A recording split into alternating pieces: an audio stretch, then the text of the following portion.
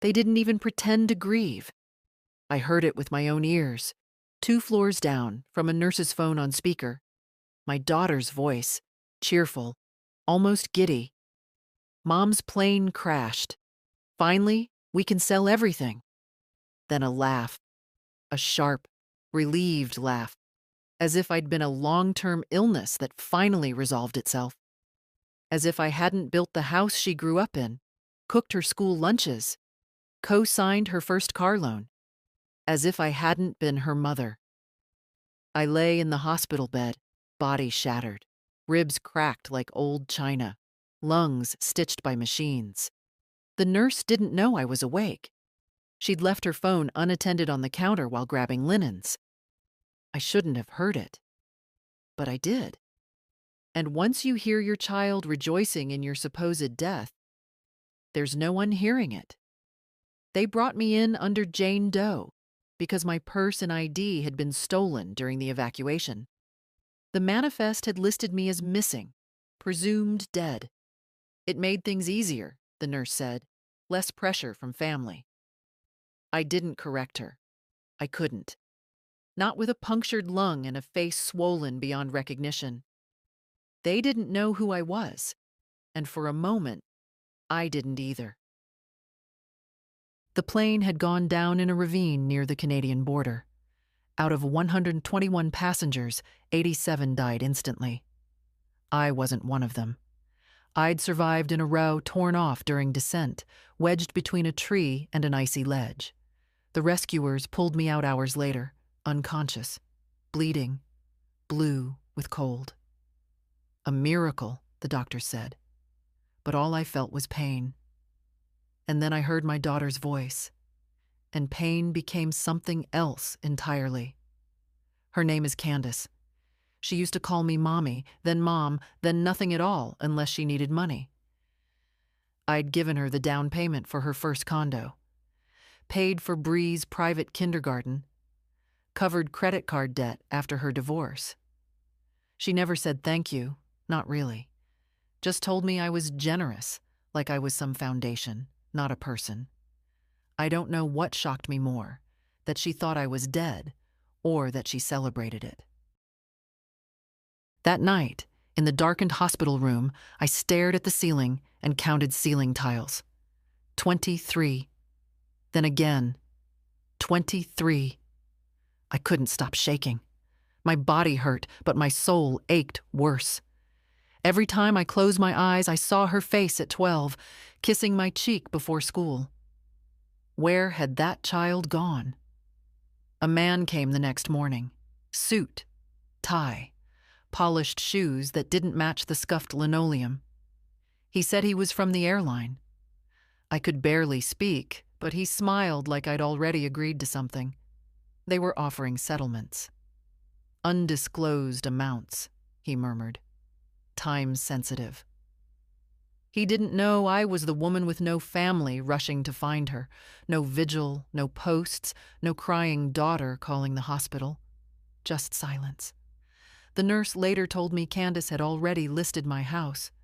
Photos of the living room where I'd once held her during thunderstorms. The backyard where we planted daffodils when she was 6.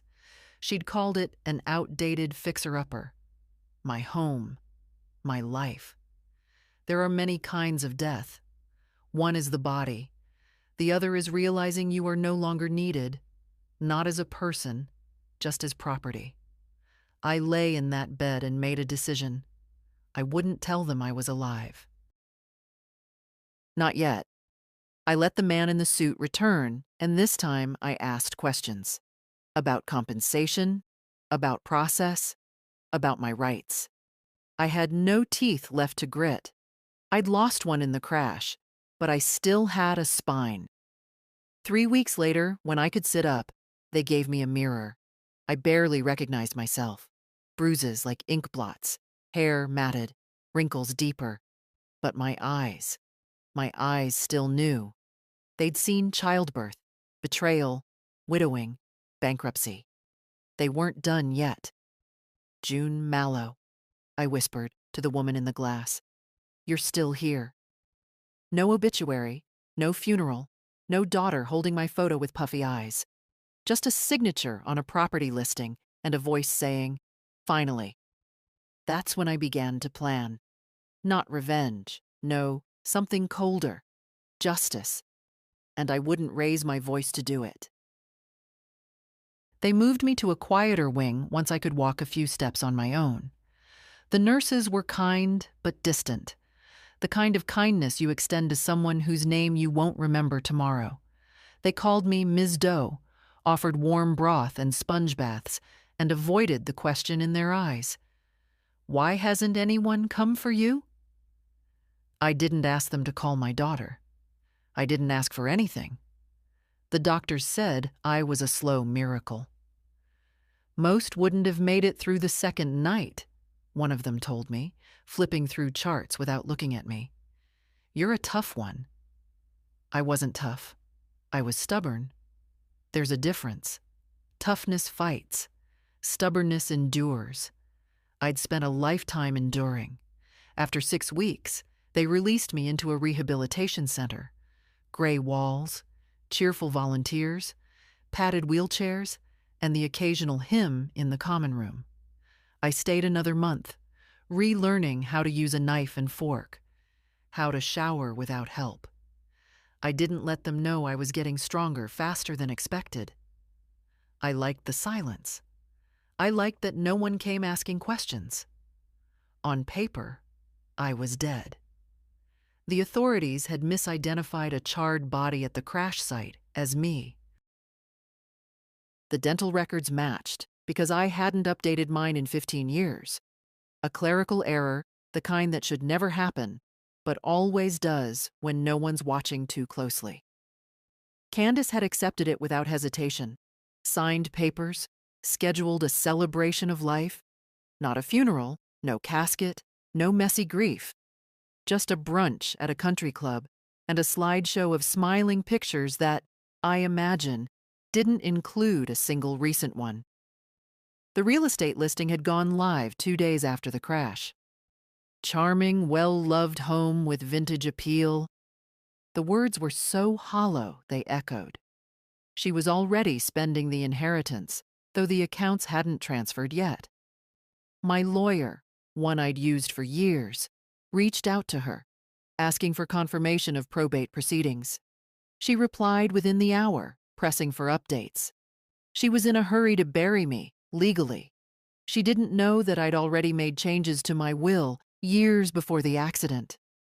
She didn't know that nothing was automatic, and she didn't know I was still alive, reading every email her eagerness left behind. The hospital had forwarded me a sealed envelope, documents from the airline's legal team. I opened it with shaking hands. The numbers were clear. 18 million. That was the settlement offer, in exchange for no public statements, no lawsuits, no interviews, just silence. I read it twice, then a third time. I didn't cry. I didn't smile. I just folded it, placed it on the nightstand beside the rented hospital bed, and stared at the ceiling until the shadows moved across it. Candace used to say I was bad with money because I preferred saving to spending, because I packed lunches instead of dining out, because I drove the same car for 22 years. She said I had a scarcity mindset. I called it being responsible. And now I was holding more wealth than she'd ever dreamt of. The airline wanted me gone, discreet, forgotten. Candace wanted me dead, buried, out of the way. I had no interest in giving either of them what they wanted. Instead, I made a phone call to the only person who had ever asked me how I was doing without expecting a deposit afterward. My lawyer, Marvin. He didn't scream when he heard my voice, just went silent, then said, "June, where are you?" "Alive," I replied, which is more than I can say for my reputation. We met 2 days later in a borrowed office in the city.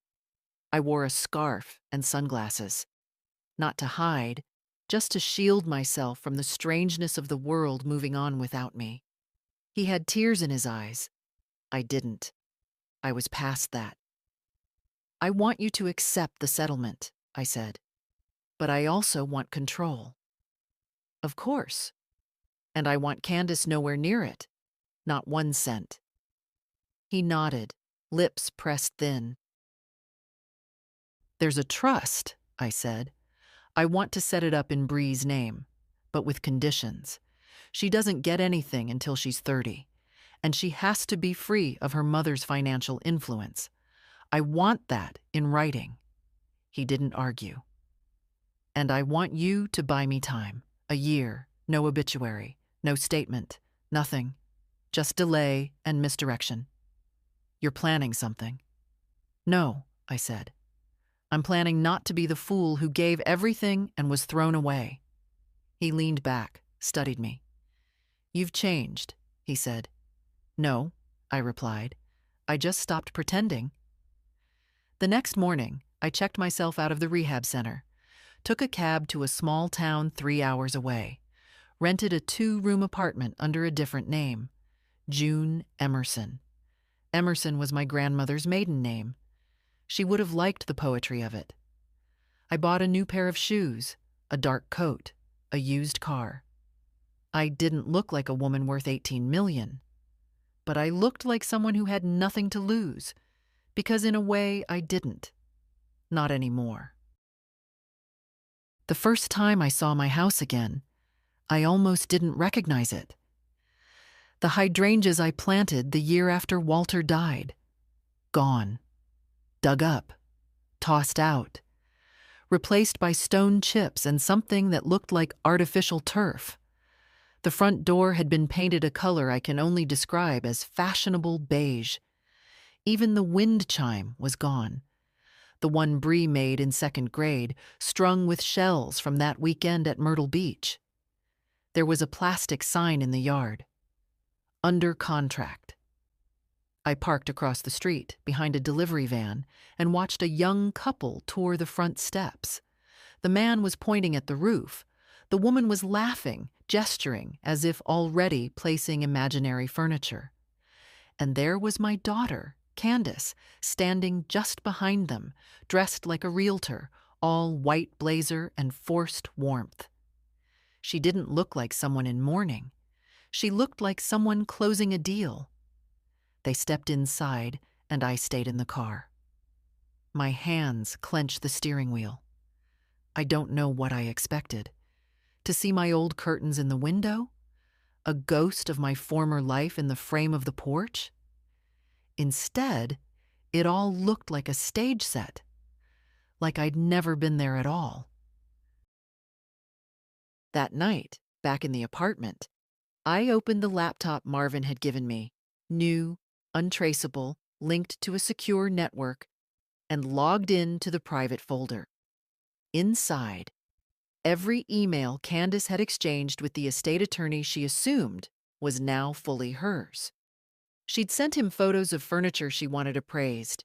She'd emailed a moving company asking for a quote on storage. The old stuff can go, she'd written. Donate or dump. I scrolled through attachments, images of my dining table, my cedar chest, my mother's wedding quilt. Too shabby for resale, someone had replied. Will likely be discarded.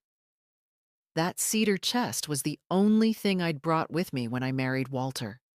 My mother gave it to me with her hands shaking, said, "This held everything I owned when I came west. Keep it close." And now it was marked for trash. Candace never liked that chest, said it made the bedroom feel old. She didn't want my memories. She wanted the square footage. 3 days later, I returned. Not to confront, not yet. Just to witness. To watch what people do when they think no one's looking. It was a Thursday. Warm, overcast. I watched Candace from a coffee shop window down the block. She pulled up in a silver Audi, made a call, sipped a green smoothie. Bree climbed into the passenger seat moments later. She looked tired, older, but still carried that same crooked smile she used to have as a girl. They didn't talk much, just sat there. Bree kept her arms folded. Candace gestured a lot, her voice rising, face tightening. I couldn't hear a word, but I knew that rhythm. It was the same one she used on me, whenever she wanted to make something sound like my fault. Bree didn't argue, just looked away. The Audi pulled off, and I followed. At a distance. I wasn't ready yet, but I needed to see. They drove to a storage facility. I watched as they unloaded boxes from the back. Candace had a clipboard. Bree had silence. And inside one of those boxes, I could see it through the open trunk, was a small ceramic figurine of a horse. The one I kept on my windowsill. Walter gave it to me on our 5th anniversary. When Candace lifted the box, she tilted it sideways. The figurine rolled, tapped the side, then vanished behind another box. She didn't even look. They left 20 minutes later. I parked behind the building, waited. When the manager went inside, I stepped out, walked calmly to the dumpster. There, in a pile of splintered wood and wrapping paper, lay a broken frame. My wedding photo. Glass cracked down the center, through Walter's face. I lifted it carefully, cradled it. My hands shook, not from rage. No, that had burned off. This was colder, more precise, a line drawn. She wasn't just getting rid of me, she was erasing me. I carried the frame back to the car, placed it gently on the passenger seat, looked at it. Really looked. We were so young. Walter had that dumb grin, the one he always made when nervous. My hair was too short, the veil crooked, but we were there. Real. We'd built a whole life from that moment. A child, a home, a business. Decades of dinners and dances and disagreements, and now Candace had boiled it all down to trash and contracts. That night, I called Marvin. "She's sold everything," I said. "Even my memory." There was silence on the line. Then, "What do you want to do?" I watched the crack in Walter's photo. "I want a front row seat," I said, "to the life she built on my grave.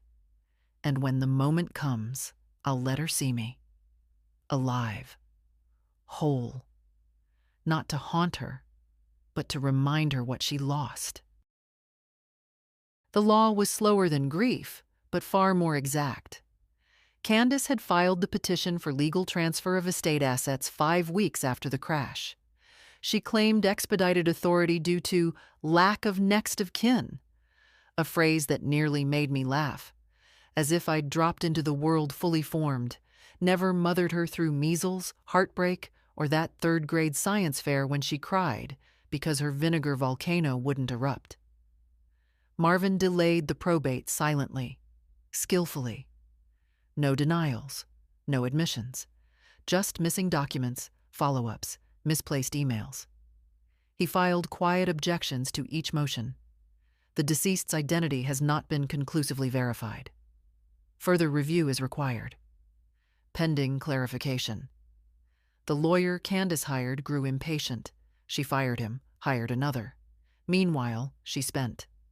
The house sale had closed. She pocketed most of the cash. Bought herself a new office downtown, smaller, sleeker, full of glass walls and modern chairs. She moved her interior design firm there, rebranded as a lifestyle curation agency. She'd become the sort of woman who called herself self-made in LinkedIn bios, conveniently skipping the years when my checks paid her mortgage. Bree came to help on weekends. I watched from across the street. The girl still wore sneakers with little drawings on the sides, probably something she doodled herself. She used to draw houses with hearts inside them. Now she unpacked vases in a space where I was no longer welcome. One morning, I followed her after she left the office. She walked alone, headphones in, bag slung over one shoulder. Her pace was slower than Candace's, softer. She stopped at a bookstore. I waited, then followed. Inside, I stayed by the magazines while she browsed the fiction shelves. She ran her fingers along the spines like they were sacred. Then she picked one and sat cross-legged in the far corner, reading like no one existed. It nearly broke me. That was how she used to sit on my living room rug, reading until her head would slowly tilt and rest against the couch. Sometimes she'd fall asleep with the book still open in her lap, legs folded like a little bird. And now she sat the same way, but with a grandmother presumed dead, and a mother too busy staging life to actually live it. I left before she saw me, not because I didn't want her to, because I wasn't ready yet. Not for her, not for what would come after. Later that week, Marvin called. "She's trying to force distribution," he said, claiming undue delay. "We can hold a bit longer, but not forever." "She's running out of time?" "Yes." "Good." I spent the next 2 days making a list, not of people, not of things, of truths. Candace did not cry when I was declared dead. Candace did not call hospitals. Candace did not wait for confirmation. Candace immediately began liquidating. Candace assumed all was hers. Candace erased me. Item 7, though, was different. Candace never asked Bree how she felt about it. That was when I knew where the crack might live. Not in money, not in law, in love. Bree still wore her grandmother's necklace, a tiny locket I gave her at 13. Inside was a photo of Walter and me. She once told me she touched it during exams. "For luck, Grandma," she'd whisper. I didn't know if she still did, but she still wore it. That meant something. On Sunday, I returned to the block where my house had stood.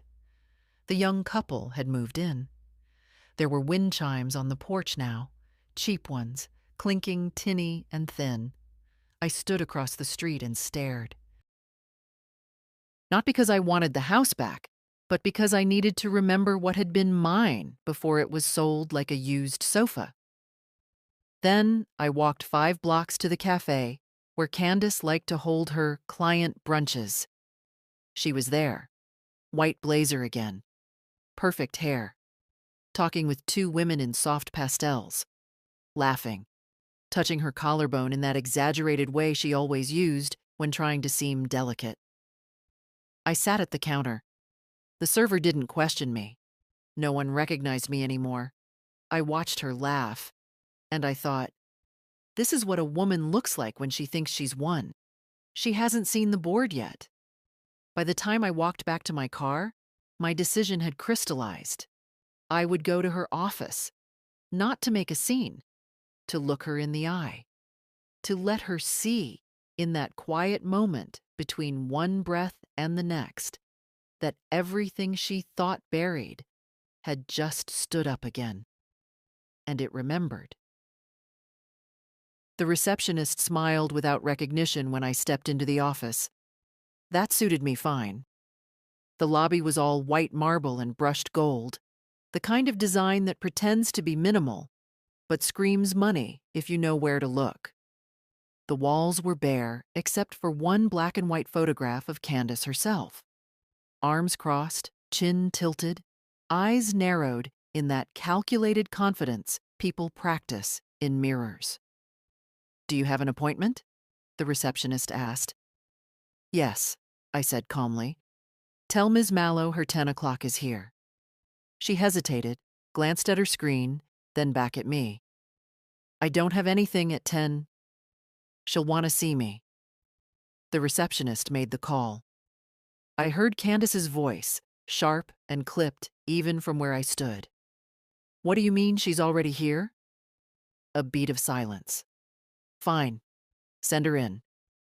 She didn't come to the door, didn't meet me halfway, just waited at her desk like the queen of some brittle little kingdom.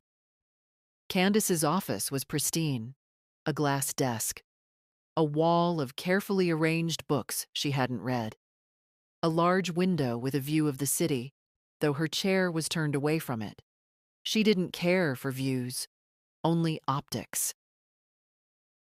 She looked at me like I was a client, perhaps a difficult one. Then she blinked. Once. Twice. Her jaw moved slightly, but no sound came out. I stepped forward and closed the door behind me. No one else needed to hear this. "Hello, Candace," I said. She didn't speak. Her hands remained on the desk, fingers spread slightly, as if she were steadying herself against an earthquake. "You look well," I added, "though I don't imagine the same can be said for your conscience." That snapped her out of it. Her face hardened, like ice reforming. "What is this?" she asked, though her voice cracked just slightly. "What? How?" "I survived." She stared. "No one called me. No one said." "No one called?" I agreed. "Because no one tried." She stood suddenly, pushing back the chair. What are you doing here? Why would you come like this, after all this time?"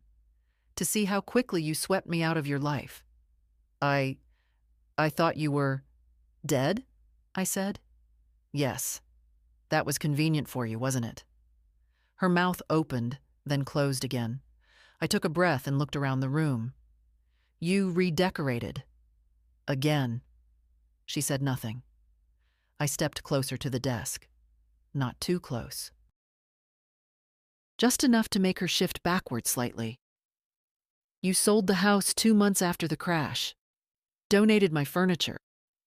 Threw out my wedding album. Moved into this glass box. Told people you'd built everything on your own." Her lips trembled, but only for a moment. "I mourned you," she said, but her voice was empty. "I did. I just didn't know what else to do." I looked at her, really looked. Her face was flawless, tight at the jawline, not a wrinkle in sight. But her eyes were tired, not from grief, from fear. "You didn't mourn," I said softly. "You prepared." A silence stretched between us. "You weren't supposed to be on that flight," she said suddenly, desperate now. "You changed plans. No one knew. You didn't tell anyone, not even Bree. I left a voicemail the night before. You never called back." She looked down. "You just assumed," I continued. "Assumed it would be easy. That I had conveniently died and left you the pieces to arrange as you liked. That no one would check." "You don't know what it's been like," she said, suddenly angry. "The last year—" "Oh, I do," I interrupted, "because I watched it." That stopped her. "I've been here, in this city, this whole time. I've seen the house, the parties, the clients, the brunches, the speeches about reinvention and rising from grief. You didn't just erase me, Candace. You built a business on my grave." "That's not true," she whispered. "But it is." She slumped into her chair. "I needed to move on," she said, like that would make it forgivable. What was I supposed to do? Collapse? "No," I said. "You were supposed to remember who raised you." The silence in the room was suffocating. I reached into my coat and pulled out a small, sealed envelope. She stared at it. "This is a formal notification," I said. "You'll be contacted by my attorney shortly." She reached for it, hesitated, then took it. "What does it say?" "That I'm alive, and that I control every cent you were hoping to inherit." Her fingers tightened on the envelope. I turned toward the door. "Wait," she said behind me. "Why now? Why come now?" I paused with my hand on the knob. "Because I wanted to look you in the eye, Candace," I said, "and see if there was anything left of my daughter in there." I didn't wait for an answer. I left her sitting behind that glass desk, holding the letter like it was a live wire, not yet realizing the current had already passed through. It took her 3 days to respond. Marvin forwarded me the email. The subject line was a single word: clarification. No greeting, no apology. just a question about the legality of my reappearance and what it meant for the handling of previously assumed assets. Previously assumed, not my mother, not June, not even her, just assets. Marvin didn't reply right away. He called me instead. "She's trying to be careful," he said, "but she's rattled." "Good," I said. "She's also in meetings with a second attorney. I can name the firm, but not the man yet. She's looking for a workaround. She won't find one." "No," he agreed. "But she's the kind who keeps digging even after the ground is frozen." That night, I walked along the river. It was a habit I'd picked up in recovery, moving slowly, letting my legs remember their strength. The doctor said it helped rebuild muscle memory. What they didn't mention was how it rebuilt other kinds of memory, too. The kind that surfaces in silence. The kind you buried years ago, thinking it would stay still. I remembered holding Candace as a baby, pressing her to my chest after Walter died. I'd buried him in a rented suit, paid for the service in installments, and then gone home to a child who didn't understand why Daddy didn't come back. I remember her tiny hand clutching mine, saying, "It's okay, Mommy. I'm here." And now I was here. But she wasn't. Not really. Candace had built a life where love was currency. Everything had value, but only if it could be spent. The next day, I went to the bank, not to withdraw, to plant roots. "I'd like to open a trust," I told the clerk, "in the name of Brianna Claire Mallow." She blinked, tapped keys. "Is she your daughter?" "No," I said. "My granddaughter." The clerk smiled. "That's lovely.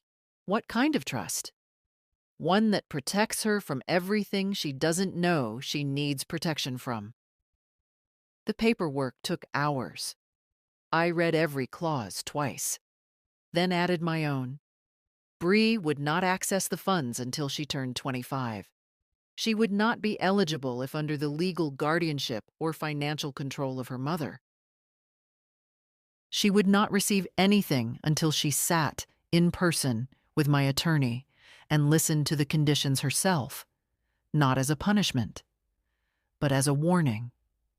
I left the bank lighter. Not because I'd given Bree money, but because I'd given her a future that her mother couldn't touch. That night, for the first time in months, I slept without waking. 2 weeks passed. I didn't hear from Candace again, not directly. But I felt her, like a cold front moving into town. She posted a new photo on her business page. New beginnings, stronger than before. Her eyes didn't look stronger. They looked cornered.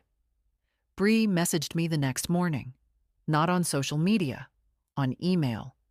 The address I'd created after the accident, the one Marvin had passed along for legal updates. The subject line, "Is it really you?"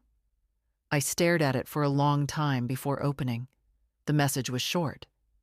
"Grandma, I don't know if I'm allowed to write you. Mom says you're not well. She says things I don't understand. But I heard you came by her office, and I think I saw you a few weeks ago near the bookstore. If it was you, I just want to say I'm glad. I hope you're okay. Love, Bree." I read it 4 times. Then I wrote back, "Dear Bree, yes, it was me, and I'm well enough to know the truth now. Thank you for seeing me, even when no one else did. There's more I need to say. Would you meet me? Just you. Love always, Grandma June." I didn't expect her to respond quickly, but she did. 3 hours later. "Tell me where and when." I typed slowly, careful not to shake.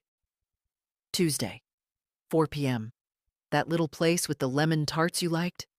Corner of Delaney and 3rd. She sent a heart emoji. Just that.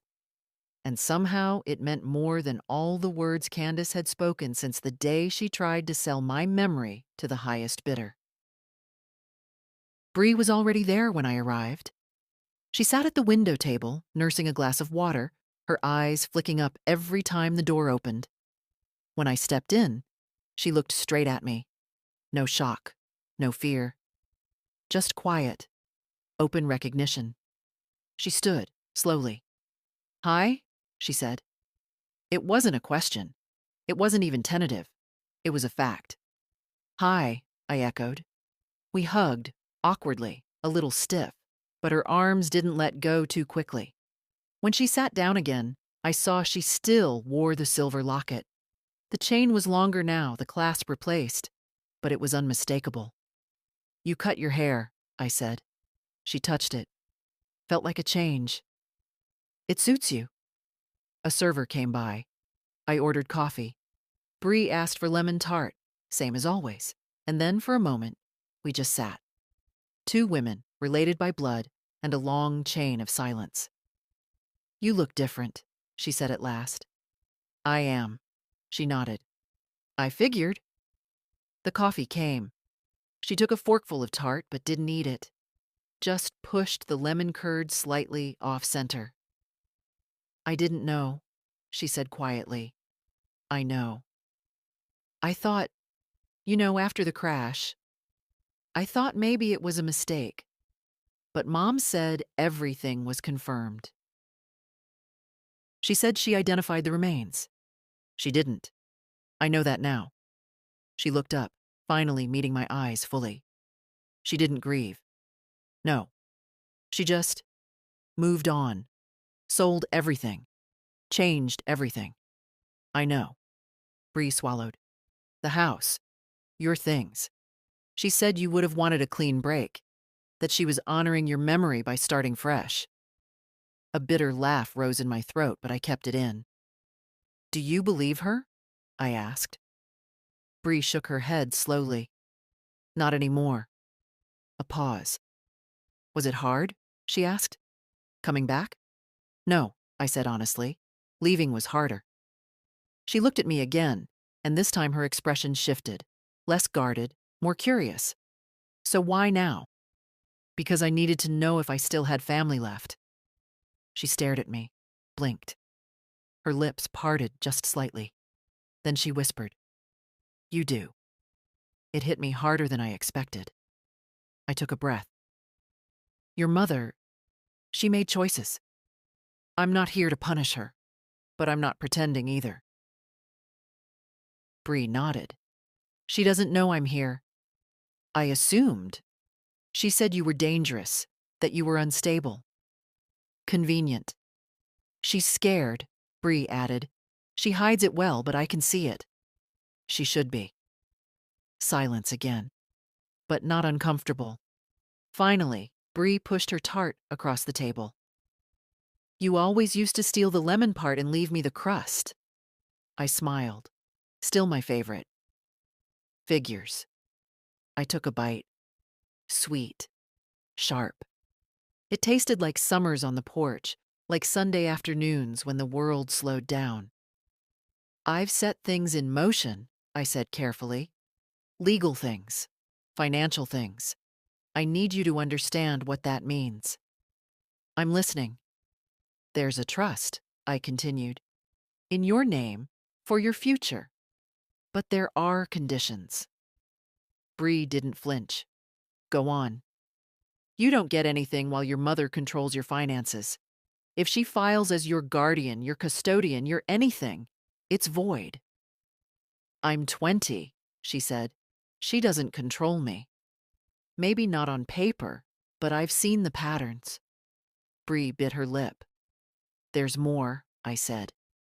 "You'll have access at 25, not before. You'll need to meet with Marvin. Review it. Sign it with full understanding." She nodded slowly. "And if I don't?" "You walk away. No money, no pressure. Just your choice." Her shoulders relaxed, just a little, like she'd been bracing for something worse. "Why me?" she asked. "Why still give me anything at all?" "Because when I was gone, you were the only one who noticed." Tears sprang to her eyes, quick and sharp. but she blinked them back. "I missed you," she said. "So much. But I didn't know how to say it. Mom made it hard." "I know." She leaned forward, voice low. "She'll be furious when she finds out I met you. I'm counting on it." Bree actually laughed, a short, real sound that made me feel 10 years lighter. We sat there a while longer, just sipping coffee, eating tart. Two people separated by lies, stitching something back together in silence. Before she left, Bree reached across the table and took my hand. "You came back," she whispered. "I never left," I said. And this time, when we hugged, it wasn't awkward at all. Candace didn't know I was there. She sat at the back patio of a restaurant near the financial district, beneath a heater lamp that gave her skin a soft orange hue. Across from her was a woman I recognized, Deborah Lang, an old college friend turned real estate attorney. She used to come to our house when Candace was in high school, always talking fast, always chasing something. I'd asked Marvin to check her calendar. She was meeting Deborah for drinks. "Strictly business," he'd said. I wanted to see what that meant. So I arrived early, found a spot at the far edge of the patio, half shielded by a potted fern. Dark glasses, neutral coat, hair tied back. They didn't notice me. Deborah spoke first. "Are you sure you want to do this?" "I've waited a year," Candace replied, sipping from a thin glass of white wine. "She doesn't get to just show up and reclaim everything. She's alive." Candace's laugh was tight, dismissive. "Barely. She looks like someone else, acts like someone else. I don't know what she wants, but I know what I'm not going to do." Deborah leaned in.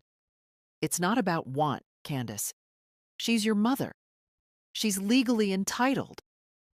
"No," Candace interrupted. "She was entitled.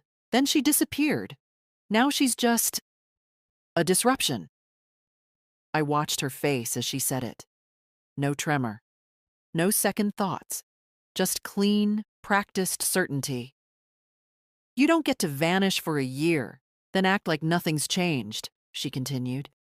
"I built everything in that time. The firm, the brand, the story, the sympathy. I can't undo all that just because she had the nerve to not die." Deborah looked uneasy. "You sound... what? Practical?" Candace smiled thinly. "She gave up her place in this world. I stepped into it. Now she wants to take it back? I don't think so." I didn't move. I didn't flinch. Because I'd been preparing for this exact confirmation. Not just that she was ambitious. I knew that. Not just that she'd rewritten the story. I expected that. But that she saw me as inconvenient, a barrier, not a mother. That was the final lock clicking shut. "She's planning something," Candace went on. "I can feel it. Bree's been distant. She asks questions." Deborah raised an eyebrow. "Do you think Bree's in contact?" Candace shrugged. "Maybe. She's always been too sentimental for her own good. I told her to stay away." "And if she doesn't?" Candace finished her wine. "Then she learns the hard way, that money and loyalty don't mix." They paused when the waiter came. I watched Candace carefully wipe the condensation from her glass with a napkin. Always tidy, always in control. Then she said, "If she sues, I'll challenge her competency. If she plays generous, I'll publicize the instability. No judge wants to deal with an elderly woman who shows up after being presumed dead." Deborah looked at her, long and quiet. "You've thought this through." "I've lived this through," Candace replied. That's when I stood. Walked calmly out of the patio. Not fast, not loud. Just with the kind of certainty I hadn't felt in years. I didn't need to hear more. She wasn't ashamed. She wasn't even hiding. She was preparing to destroy me a second time, but this time with witnesses. Back in my apartment, I sat at the kitchen table and stared at the letter Marvin had prepared weeks earlier. It was sealed, addressed to the state bar, with copies of Candace's financial declarations, emails to probate courts, a timeline of her actions during the year I was presumed dead. It had been sitting there like a gun on a mantel. I reached for it, paused, then opened a new envelope instead, wrote a note to Bree. 2s, 10 a.m. Walk with me. We need to talk. Bring your questions. I'll bring the truth. I didn't need revenge, but Bree deserved to know who her mother had become and who her grandmother refused to remain. Bree was waiting near the fountain when I arrived. The morning was cool, fog curling low across the grass. She had her hands in the pockets of an oversized sweatshirt, hood down, hair pulled into a loose bun. She didn't look like a young woman at a crossroads. She looked like someone who already knew the direction and was just waiting to hear it confirmed. We started walking without a word, around the path, past the roses. The park was mostly empty except for a few joggers and a man feeding pigeons. I saw her, I said. Bree looked at me. She was with a lawyer, talking about contingency plans. Bree didn't ask which lawyer or what kind of plans. She just said, "That sounds about right." She called me a disruption. Bree flinched. And she said, if I tried anything legal, she'd challenge my competency. We kept walking. "She doesn't want you back," Bree said quietly. "Not really. She wants the version of you that stays out of the way, the version that doesn't speak. She thinks I'm a problem to be managed." Bree kicked at a stone. "She manages everything, people, outcomes, stories. Since I was little." We reached a bench. I sat. Bree did too. "She ever try to manage you?" I asked. Bree gave a soft laugh. "Every day." "And do you let her?" She didn't answer right away. "I used to," she finally said. "I used to think if I just went along, it would be easier. Less tension, less drama. She's good at making you feel like you're the one making things hard." I nodded. I knew that trick. Lived it for decades. But then, Bree continued, she started telling me who to be, what kind of internships to take, who to date, what to post, how to dress.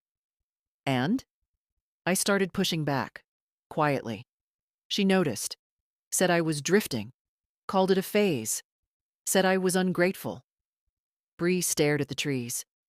"She said the same thing about you, after the crash, that you were difficult, controlling, emotionally distant, that the house felt like a weight." I didn't respond. She told people she was relieved, that she could finally breathe. I remember thinking, that's not grief. "No," I said, "it's not." A squirrel darted past the path. Somewhere nearby, a child shrieked with laughter. Bree looked at me again. "So what now?" "I told you about the trust." She nodded. "But there's more than money involved." "I figured." "You'll have to choose," I said. "Not sides, not between me and her, between what's true and what's easier." Bree tilted her head, thoughtful. "That's not hard." "Isn't it?" She met my gaze squarely. "I used to think keeping quiet was loyalty," she said. "Now I think it's just permission." I almost smiled. "Smart girl," I murmured. Bree reached into her pocket and pulled out her phone. "She's going to come after you," she said. "I think she already is." "I'm not worried." "She'll say you're unstable, that you disappeared on purpose.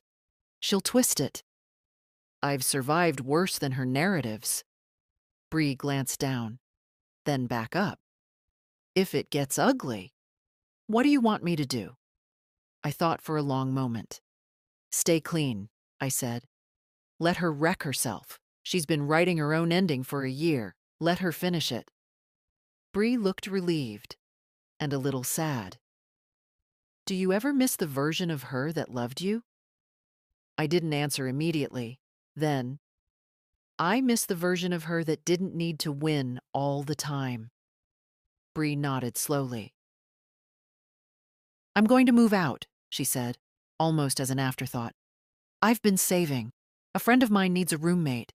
It's not much, but it's mine. I reached for her hand. She let me take it. I'm proud of you, I said. Her eyes shimmered, but she didn't cry. Neither did I. We just sat there, the two of us, in the stillness of the park. Not plotting, not hiding, just claiming space. Together. And somewhere far off, I imagined Candace pacing, dialing, demanding, trying to rearrange the story again. But this time, she'd find the ending already written. And it wasn't hers. The second time I walked into her office, I didn't wait for an invitation. The receptionist looked up, startled.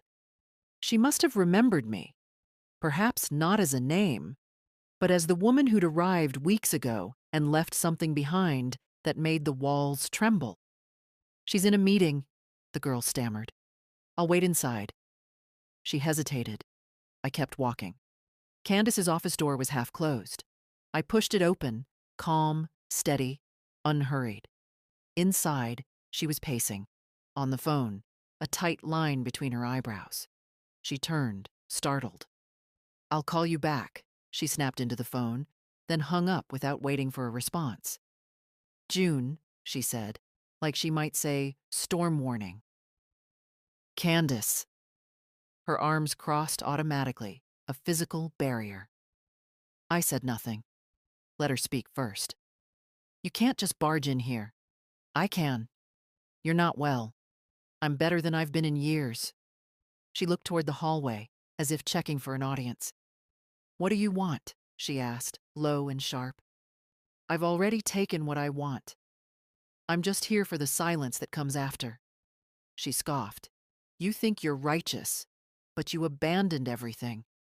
Disappeared. Left me to deal with the wreckage. You mean the house? The money? The life you built on a mistake you never corrected? I didn't know how to fix it. You didn't want to. Her mouth pressed into a line. You sold the house, Candace. Not because you had to, because you could. You weren't grieving. You were cleaning. I was surviving. No, I survived. She flinched. I crawled out of that crash with bones broken and blood in my lungs. I lay in a hospital bed while you took measurements for new countertops. I thought you were dead. You didn't check. I had to keep going. No, I said. You had to slow down. But that would have meant seeing what you'd become. She looked away. I came here today to look at you. Not to yell. Not to plead. Just to see.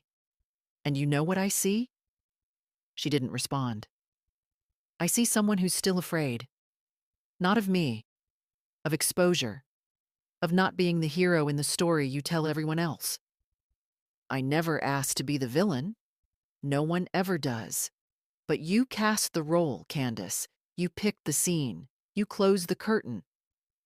A flicker of something crossed her face. Not regret. Recognition. You've always thought you were better than me, she whispered. No, I said. I always hoped you'd be better than this. She turned her back. Walked to the window. You ruined everything. I stepped forward. No, I said. I remembered everything. You tried to forget. She turned sharply. What do you want from me? An apology? A confession? A headline? None of that. Then why are you here? To show you I'm not afraid anymore. And you should be. She stared at me. You still think you have control? I said quietly. But you don't. Bree knows the truth. The courts know the truth. The money? Locked? The house? Gone? The legacy? Already shifted. Candace's shoulders sagged, not from defeat, from exhaustion.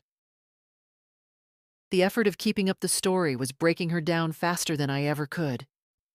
You raised a smart girl, I added, and she made a smarter choice. I gave her everything. No, I said. You gave her conditions.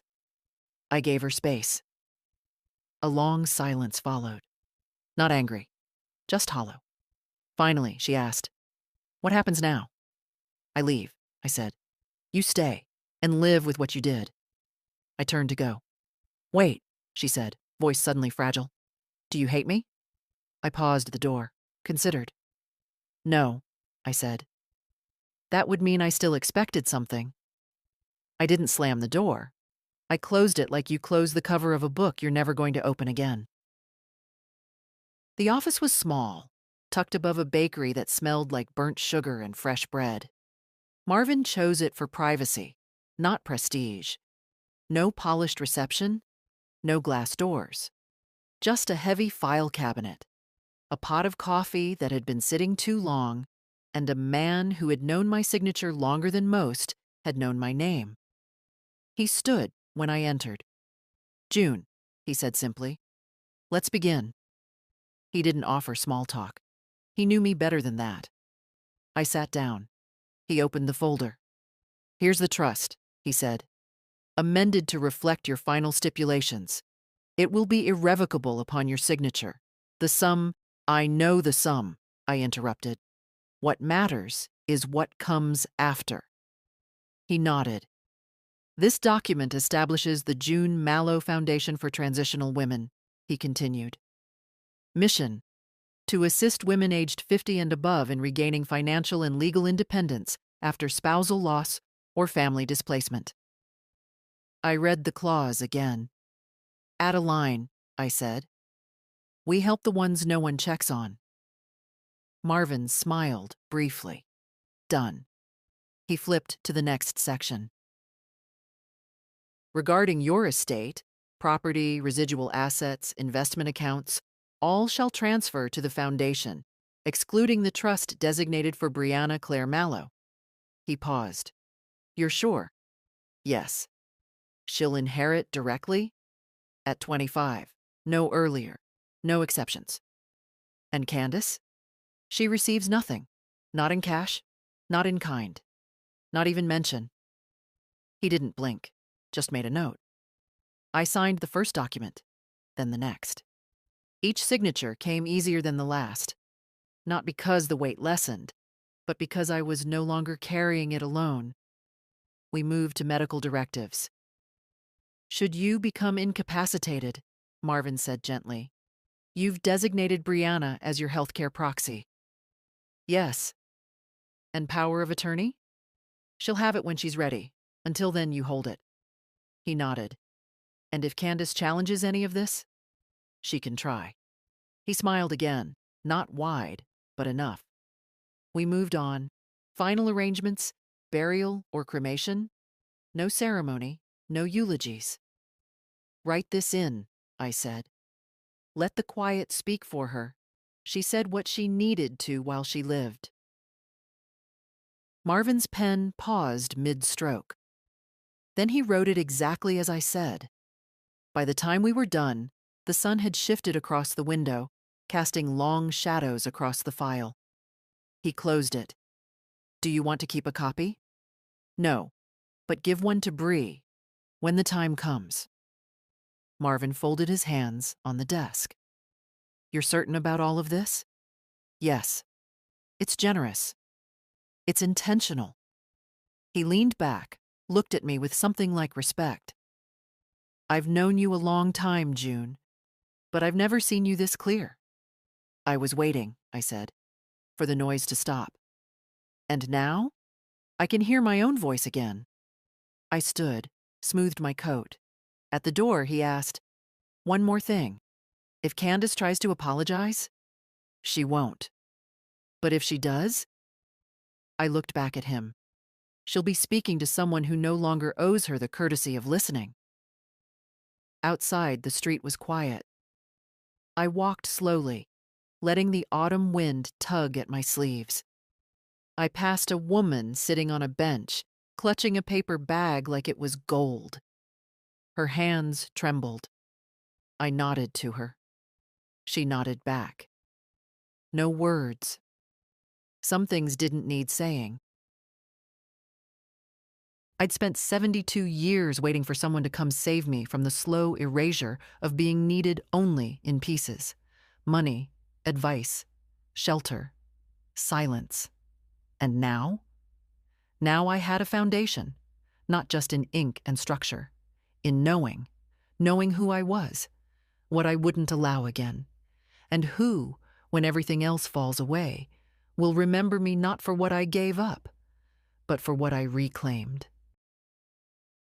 The letter arrived on a Thursday, hand-delivered, no warning. Candace had just finished a client call when the receptionist buzzed through. "There's a courier here. He says it's for you, personally. Have him leave it. He says it's by instruction. Hand off only." Candace sighed. "Fine. Send him in." The man was plain. Khakis, windbreaker, clipboard. He didn't linger, just handed over a thin envelope with her name typed neatly in the center. "Have a good day," he said, then walked out without looking back. Candace stared at the envelope. No logo, no markings. She opened it. Inside, a single page. Letterhead simple, legal, subject, formal notification of estate closure and financial forfeiture. She read the first line, then again, and again. Her hands began to tremble. Marvin's name was there, of course. Always Marvin. Loyal, gray, quiet Marvin.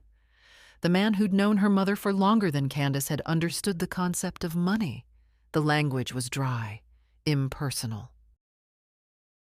Per Section 4, Clause B of the Revised Estate Directive executed under the full legal and medical capacity of June Eleanor Mallow, all previously assumed claims on property, assets, and inheritance under your name are hereby nullified. Effective immediately. The letter explained the trust for Brianna, the foundation, the updated will. It confirmed in precise language what Candace had feared but refused to admit. Her mother had returned, had rewritten the narrative, and had done it completely. There was no money coming, no residuals, no fallback. Everything she'd quietly considered hers, already spent in plans and promises, was gone. Legally, irrevocably, and most cruelly, cleanly. There was no scandal, no accusation, no dramatic confrontation she could counter or spin. Just finality. Candace sat back in her chair. Her hands were still on the paper, but her eyes were unfocused now, staring somewhere beyond the edges. The office felt colder than usual. She read the letter again, this time slower. There was a single line near the end, brief, unadorned, placed like an afterthought. No further correspondence is required. She crumpled the letter in one hand, then stopped. Uncrumpled it, smoothed the creases with flat palms. A part of her wanted to call Marvin, demand explanation, threaten legal action. But she knew it wouldn't change a thing. This wasn't a challenge. It was a conclusion. And conclusions couldn't be undone with posture or pressure. She sat there for a long time, long after the office emptied for lunch. The clock ticked. Her phone buzzed. Her laptop blinked with reminders. But she moved only once, to open her drawer, pull out a small, square photo in a cheap plastic frame. It was the only one she still kept of the three of them. Walter, June, Candace at 7 on her mother's lap, grinning with missing front teeth. She stared at it, not with nostalgia, but with an emptiness that finally had form. She had won so quickly, and lost so thoroughly, and no one, not a single soul, was coming to explain why, because she already knew. The house looked smaller now, not because it had changed, but because I had. Something about survival shrinks the myth of place. You start to see not the size of the rooms, but the echo in them, the weight of who spoke loudest, the silence you once let settle in the corners. I parked across the street, same as before. No tinted windows, no disguise. I didn't care who saw me. A new family lived there now. Young couple, child, tricycle in the yard, a soccer ball under the bush. There were curtains in the window I never would have chosen, floral with too much yellow. A ceramic rooster perched on the porch rail. It made me smile. I didn't come to trespass, or to speak. I came to remember without mourning. I watched the mother step onto the porch. She called a name I didn't catch, something short and sweet, and the child, maybe 4 years old, ran out with wild hair and socks that didn't match. She laughed, that big, clumsy laugh children make when they're not trying to be charming. For a moment, I saw Candace, 3 years old, running through a sprinkler in this same yard, water in her eyes, screaming with joy. And then I remembered the night she was 16, yelling at me from the porch steps, saying I didn't understand anything, that I made everything harder, that she couldn't wait to leave. Both memories lived in this grass. Both belonged to me. I didn't look away. The front door had been repainted, sage green, the number plate replaced, my wind chime gone.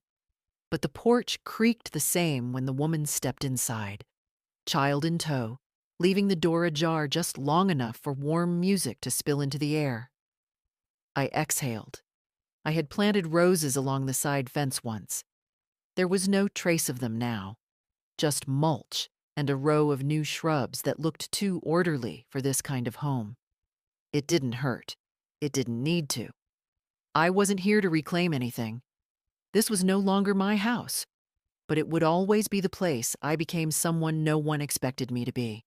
A wife, a mother, a widow, and eventually, a woman who chose to stop disappearing. I stepped out of the car, walked across the street, stopped just before the driveway. No need to go further. I stood there, looking up at the window that used to be my bedroom. I remembered the sound of rain against it, the hum of the old fan. Walter never got around to replacing. The quiet. The long, aching quiet of someone waiting to be thanked. But no one owes you gratitude for what they never saw you lose. And maybe that was the hardest part, not being unloved, but being unseen. I reached into my coat pocket, pulled out a photograph, an old one, faded at the edges. It was me on the porch, barefoot, laughing at something Walter had said, with Candace curled in my lap. Bree must have taken it, too young to frame it right, but still catching what mattered. I crossed the driveway, placed it gently under the mailbox, weighted with a small, flat stone. Then I turned back. I wasn't leaving a message, just a fact. I had been here, and I no longer needed to prove it. As I walked away, the breeze shifted. The new wind chimes played a different tune than mine ever did, lighter, almost sharp. But still, music. Still, something that moved when the air insisted. And I let it play me out. Bree arrived just before noon. She didn't knock. She never did anymore. Just let herself in, kicked her shoes off by the door and called out, "It's just me," like she had when she was 10 and afraid of startling me if I was napping. "I hope you're hungry," she said, lifting the brown paper bag. That old man at the deli finally got the potato salad right. I was already at the table, 2 plates out, forks aligned like I still cared about symmetry. She unpacked the bag with practiced ease. Sandwiches, the salad, 2 apples, a bar of chocolate we'd split later without discussing it. She poured water into mismatched glasses and sat across from me like it was any other Tuesday. I didn't say much. Neither did she. That was the beauty of it now. What used to be silence between us had become ease. We ate slowly, no rush. She told me about a class she was taking, art history, something elective, something that didn't count for anything except my own joy. I told her that was the only kind of learning worth anything at all. "You sound like a fortune cookie," she said, smiling. "You sound like someone finally doing what she wants." Maybe I am. We didn't talk about Candace. Not because we were pretending she didn't exist, but because, in that moment, she didn't matter. I watched Bree tuck her hair behind her ear, saw the way her hands moved when she talked, still expressive, still bright. Her face had changed just slightly in the past year, less soft, more deliberate.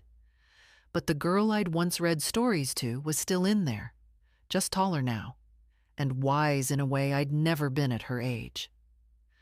After lunch, we went out to the small back patio. I kept a few potted herbs there. Nothing ambitious. Just mint, rosemary, thyme, things that reminded me of seasons and purpose. Bree knelt beside the largest pot. "This one needs water." "I know. You're letting it dry out. I was waiting for you to notice." She looked up, smirked. "You're annoying. You're slow." She laughed, then went inside to fill the watering can. When she came back, I sat in the sun, letting it rest on my arms like something earned. She poured gently, carefully, like she understood what too much care could do. When she finished, she didn't stand. She stayed crouched beside the pot, picking at a leaf, and said, "I think I'm going to apply for that gallery internship." "The one in Portland?" She nodded. "I've been scared to leave." "You're not leaving." She looked at me, unsure. "You're moving forward. Big difference." She swallowed.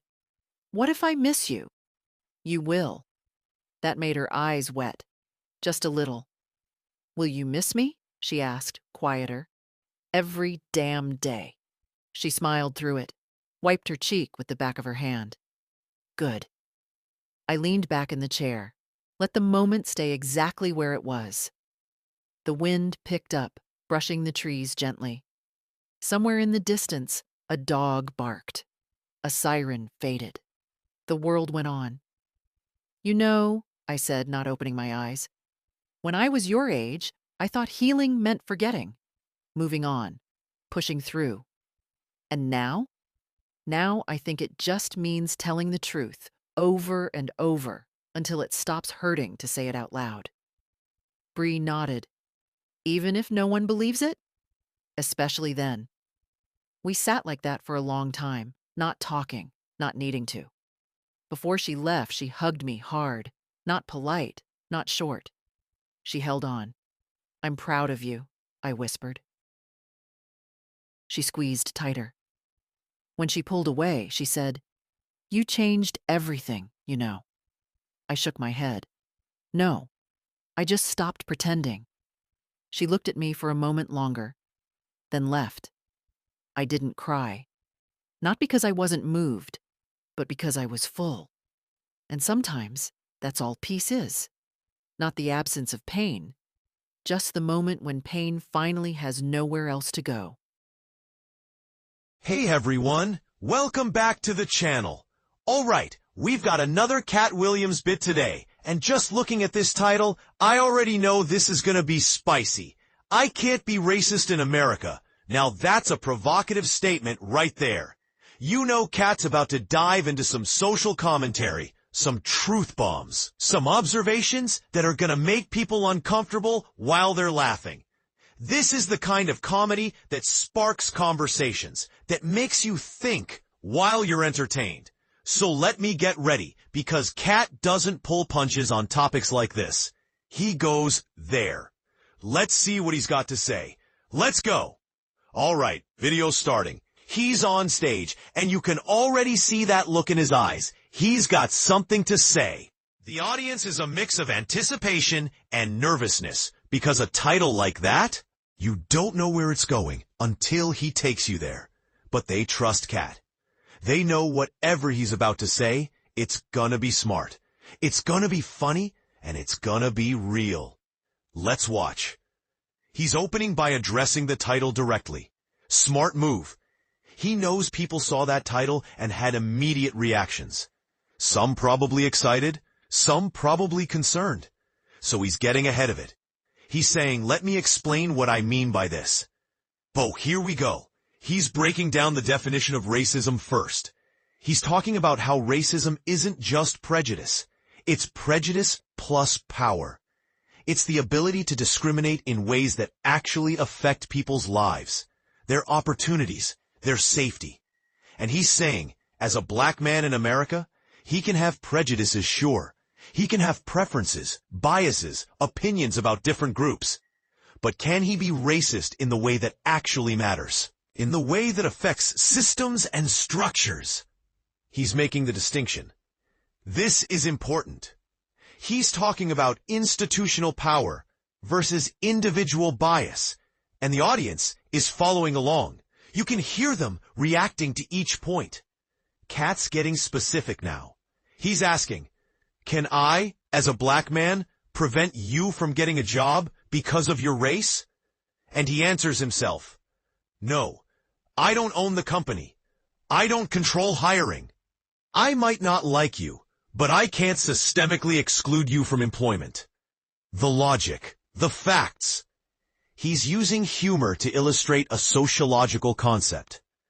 Can I deny you a loan because of your race? No. I don't work at the bank. Matter of fact, the bank doesn't want to give me a loan. The delivery, the self-aware humor. He's pointing out the reality of his own position in the economic hierarchy. Now, he's getting into housing discrimination. Can I keep you out of a neighborhood because of your race? Man, I'm trying to get into the neighborhood. I'm not the one with the red lines and the restrictive covenants. That's a whole different level of power. The audience is really engaged now because Cat's doing something brilliant. He's making a complex sociological argument about systemic racism versus individual prejudice. But he's making it funny. He's making it accessible. People who might tune out an academic lecture are locked in because it's Cat Williams. Sitting back down, he's talking about the justice system now. Can I arrest you unfairly because of your race?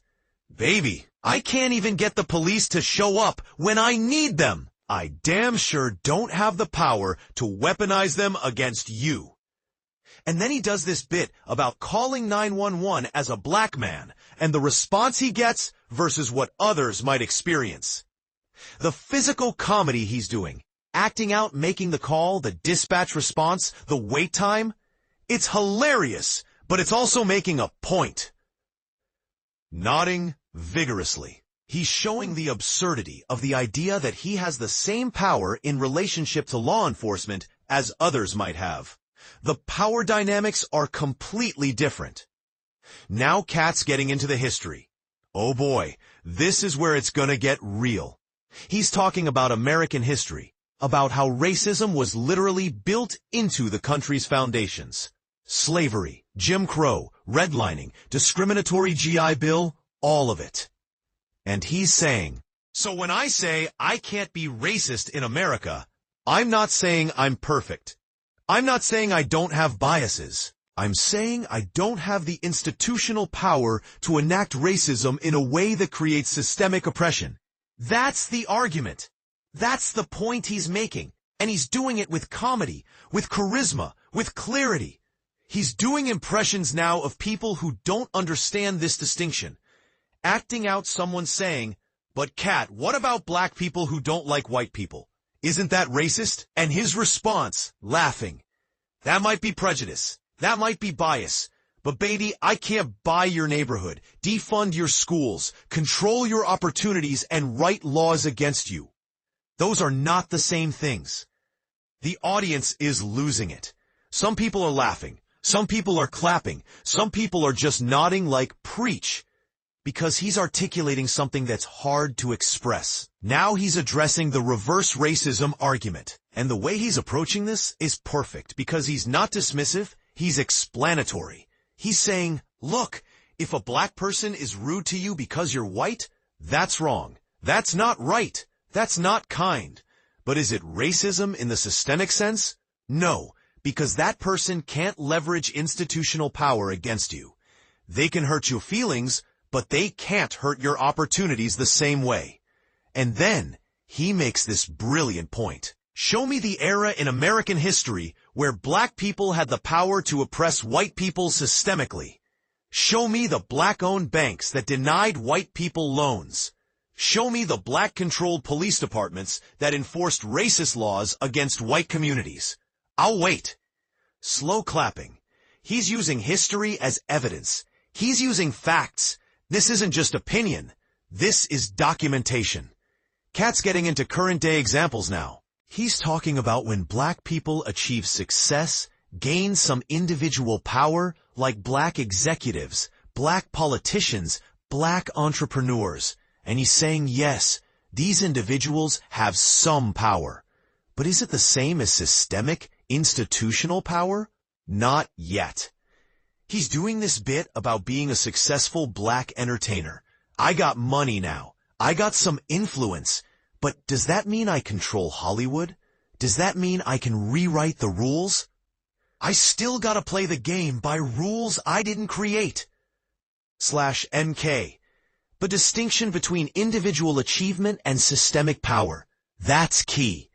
Now he's addressing different ethnic and racial groups. And this is delicate territory, but Cat's navigating it with intelligence and humor. He's talking about how different groups have different relationships to power in America, based on history, based on proximity to whiteness, based on various factors. He's not creating a hierarchy of oppression.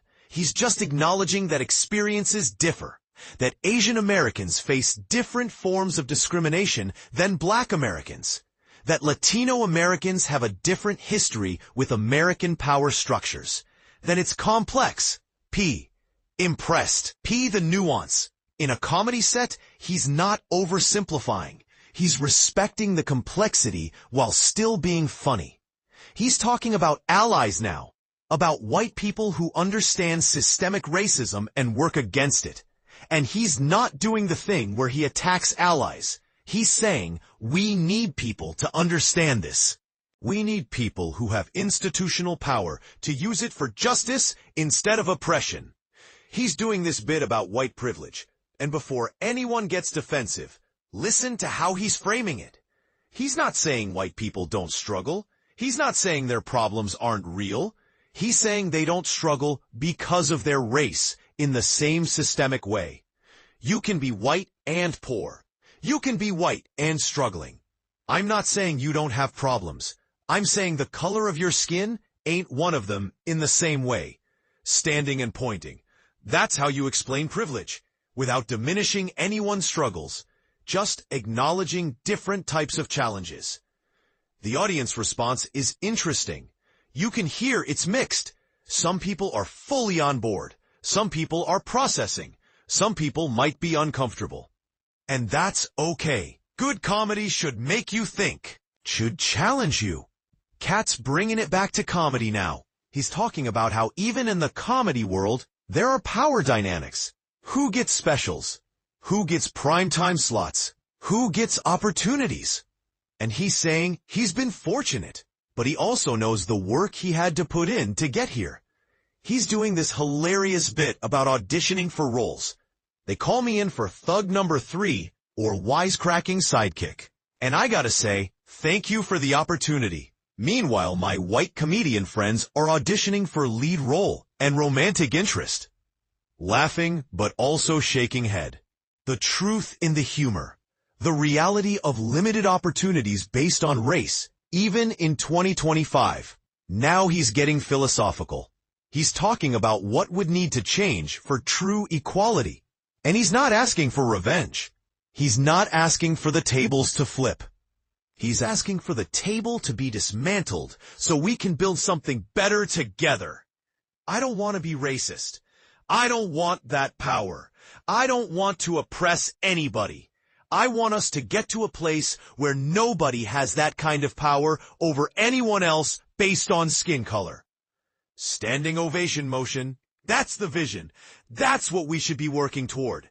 He's wrapping up now, and the way he's bringing it home is masterful. He's acknowledging that this conversation is uncomfortable for some people, that some people came for jokes and got sociology.